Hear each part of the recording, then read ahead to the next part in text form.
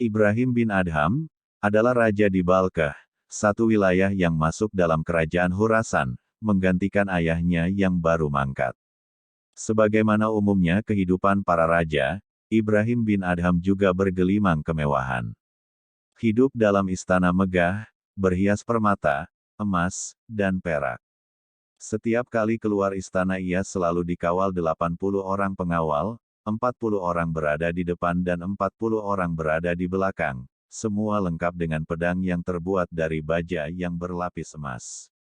Suatu malam, ketika sedang terlelap tidur di atas dipannya, tiba-tiba ia dikejutkan oleh suara langkah kaki dari atas genteng, seperti seseorang yang hendak mencuri. Ibrahim menegur orang itu, "Apa yang tengah kamu lakukan di atas sana?" Orang itu menjawab, "Saya sedang mencari ontaku yang hilang."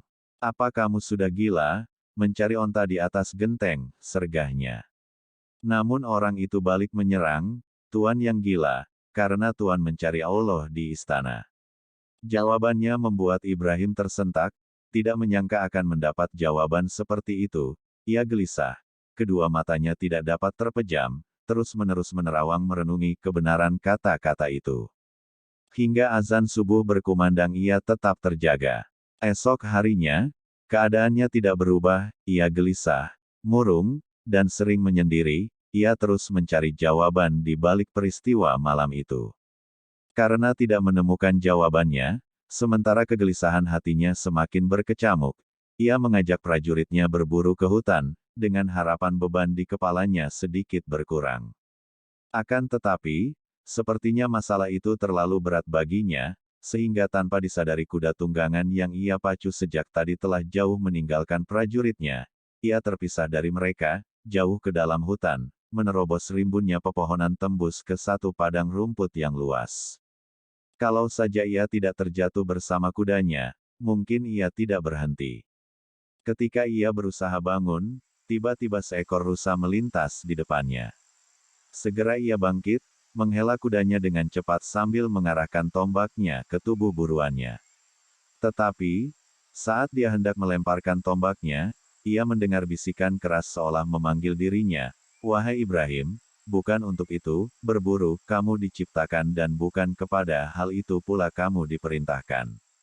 Namun, Ibrahim terus berlari sambil melihat kiri kanan, tapi tak seorang pun di sana, lalu ia berucap, "Semoga Allah memberikan kutukan kepada iblis." Dia pacu kembali kudanya. Namun, lagi-lagi teguran itu datang. Hingga 3 kali, ia lalu berhenti dan berkata, "Apakah itu sebuah peringatan darimu?"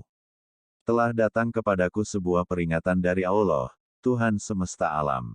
Demi Allah, seandainya Dia tidak memberikan perlindungan kepadaku saat ini, pada hari-hari yang akan datang aku akan selalu berbuat durhaka kepadanya."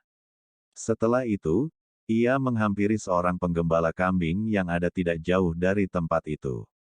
Lalu memintanya untuk menukar pakaiannya dengan pakaian yang ia pakai. Setelah mengenakan pakaian usang itu, ia berangkat menuju Makkah untuk mensucikan dirinya. Dari sinilah drama kesendirian Ibrahim bermula.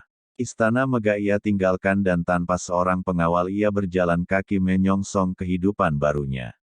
Berbulan-bulan mengembara, Ibrahim tiba di sebuah kampung bernama Bandar Nisafur.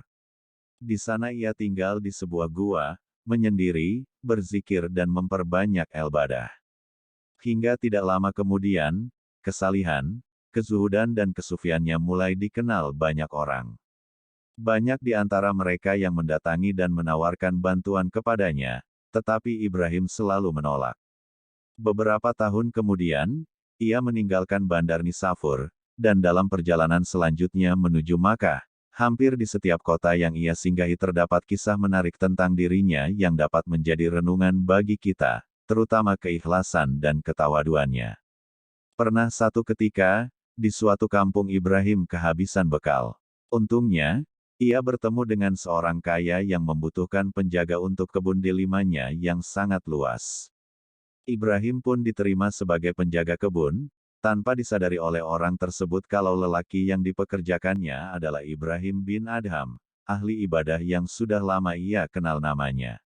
Ibrahim menjalankan tugasnya dengan baik tanpa mengurangi kuantitas ibadahnya. Suatu hari, pemilik kebun minta dipetikkan buah delima. Ibrahim melakukannya, tapi pemilik kebun malah memarahinya karena delima yang diberikannya rasanya asam. "Apa kamu tidak bisa membedakan buah delima yang manis dan asam?" tegurnya. "Aku belum pernah merasakannya, Tuan," jawab Ibrahim. Pemilik kebun menuduh Ibrahim berdusta. Ibrahim lantas salat di kebun itu, tapi pemilik kebun menuduhnya berbuat ria dengan salatnya. "Aku belum pernah melihat orang yang lebih ria dibanding kamu." "Betul tuanku, ini baru dosaku yang terlihat." "Yang tidak, jauh lebih banyak lagi," jawabnya. Dia pun dipecat, lalu pergi. Di perjalanan, ia menjumpai seorang pria sedang sekarat karena kelaparan. Buah delima tadi pun diberikannya. Sementara itu, tuannya terus mencarinya karena belum membayar upahnya. Ketika bertemu, Ibrahim meminta agar gajinya dipotong karena delima yang ia berikan kepada orang sekarat tadi. "Apa engkau tidak mencuri selain itu?" tanya pemilik kebun. "Demi Allah, jika orang itu tidak sekarat, aku akan mengembalikan buah delimamu," tegas Ibrahim. Setahun kemudian, pemilik kebun mendapat pekerja baru. Dia kembali meminta dipetikkan buah delima. Tukang baru itu memberinya yang paling manis.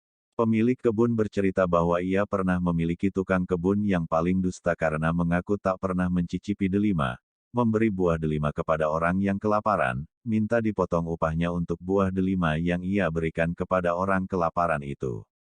"Betapa dustanya dia," kata pemilik kebun. Tukang kebun yang baru lantas berujar, "Demi Allah, wahai majikanku. Akulah orang yang kelaparan itu. Dan tukang kebun yang engkau ceritakan itu dulunya seorang raja yang lantas meninggalkan istananya karena zuhud." Pemilik kebun pun menyesali tindakannya.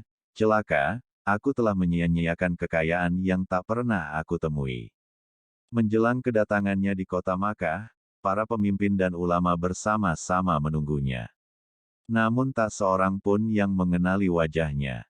Ketika kafilah yang diikutinya memasuki gerbang kota Makkah, seorang yang diutus menjemputnya bertanya kepada Ibrahim, "Apakah kamu mengenal Ibrahim bin Adham, ahli ibadah yang terkenal itu? Untuk apa kamu menanyakan si ahli bidah itu?" Ibrahim balik bertanya. Mendapat jawaban yang tidak sopan seperti itu, orang tersebut lantas memukul Ibrahim, dan menyeretnya menghadap pemimpin Makkah. Saat diinterogasi, jawaban yang keluar dari mulutnya tetap sama, "Untuk apa kalian menanyakan si ahli bidah itu?"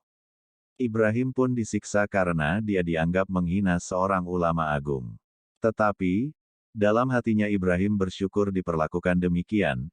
Ia berkata, "Wahai Ibrahim, dulu waktu berkuasa kamu memperlakukan orang seperti ini. Sekarang, rasakanlah olehmu tangan-tangan penguasa ini."